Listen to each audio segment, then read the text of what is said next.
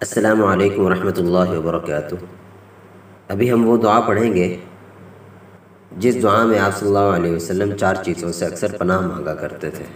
یہ دعا حضرت عباد بن سعید نے حضرت ابو ہریرہ رضی اللہ تعالی عنہ سے سنی ہے۔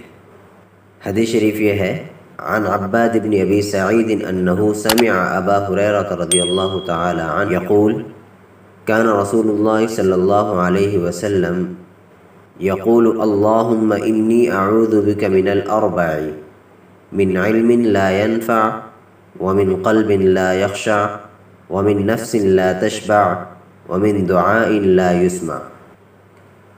اے اللہ، میں 4 باتوں سے تیری پناہ چاہتا ہوں: اس علم سے جو فائدہ نہ دے، اس دل سے جو اللہ کے سامنے نرم نہ ہو، اس نفس سے جو آسودہ نہ ہو، بھرتا نہ ہو، جس کی ہوس ختم نہ ہو، اور اس دعا سے جو قبول نہ ہو۔ یہ دعا سنن ابن ماجہ میں روایت کی گئی ہے۔ اللہ تعالی ہمیں بھی ان چیزوں سے محفوظ رکھے۔